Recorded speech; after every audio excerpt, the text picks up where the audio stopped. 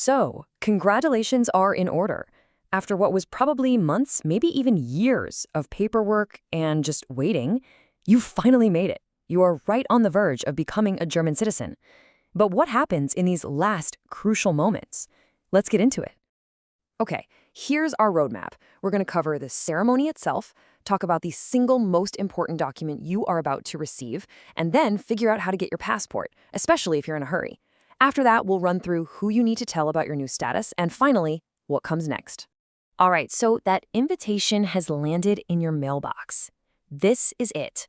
This is the moment you've been working towards. The finish line of this whole naturalization journey is right in front of you, and it all comes down to one really important official event. Now, you might think this ceremony is just a formality, right? But it's actually so much more than that. This is the exact moment your citizenship becomes legally binding. So let's break down what you can actually expect on the big day. During the ceremony, you'll make a solemn promise, a declaration of your commitment to the German Constitution. It's usually something along the lines of, I solemnly declare that I will respect the basic law and the laws of the Federal Republic of Germany. And right after that, you get handed the piece of paper that makes it all real. So, let's talk about this certificate. It has a very long, very important sounding German name, and trust me, it's for a very good reason. Die Einbürgerungsurkunde.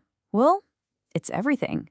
It is the one and only official, legally binding proof that you are now a German citizen. I mean it. Until this piece of paper is physically in your hands, the whole process is not technically complete. This document has some serious power. I mean, think about it. Government offices, your bank, your job, every one of them will need to see this as official proof of your new status. It really is the master key that unlocks everything else for you.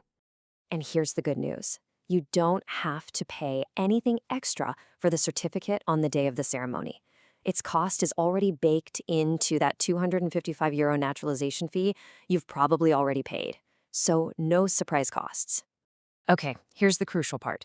This document is your golden ticket. You absolutely need it to get your first German passport or ID card. It's good for life, but, and you really need to hear this, it is only issued one time. If you lose it, you can't get a new original, just a certified copy. So seriously, guard this thing with your life. Certificate in hand. So what's the very next thing you do? For most people, it's getting that passport. This is pretty much your first official act as a brand new German citizen. This is such a common question. You've got the ceremony scheduled, but you also have a flight booked for a few days later. It sounds stressful, I know, but don't worry. The German system actually has some options for you. The process itself is pretty straightforward. As soon as you have that certificate, your next move is to book that all-important appointment at your local citizen's office, the Bürgeramt. Just a little pro tip. Appointments can be tough to get in some cities, so be persistent and try to book it as early as possible.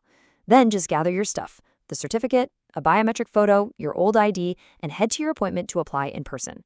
They'll also need your fingerprints for the biometric chip. Now, if you're really in a time crunch, you've got two main choices. The Express Passport is almost always your best bet. It's ready in just 3 to 4 business days and, it's accepted everywhere. The temporary passport, on the other hand, can be issued the same day, but, and this is a huge but, it doesn't have a biometric chip, so you absolutely have to check if your destination country will even let you in with it. For that extra peace of mind, the Express service will cost you an extra €32 on top of the regular passport fee. Honestly, it's a small price to pay to be able to make that flight without any of the stress. All right, certificate is safe, passport application is in. Now it's time for that final bit of admin, making sure all the right people and places know about your new status as a German citizen. Yeah, it can feel a little confusing. I mean, does your landlord need to know? What about your gym membership? It's easy to get overwhelmed, so let's just clear up the confusion with a simple list of the absolute essentials. You'll want to focus on these 4 key places. Your employer, your bank, and your health insurance company all need to be updated. And this is a big one. Don't forget the Foreigner's Authority, the Ausländerbehörde. You need to officially return your old residence permit. Sometimes they'll even take it from you right there at the ceremony, but it's always a good idea to double check. Okay, with all the paperwork finally done, a new chapter of your life here in Germany can truly begin. So, what does that look like? I absolutely love this quote from a new citizen on Reddit. It just perfectly captures the shift in your role here. You've gone from being a resident to being a full participant. And exercising your right to vote That is one of the most powerful and immediate ways you can engage with your new country.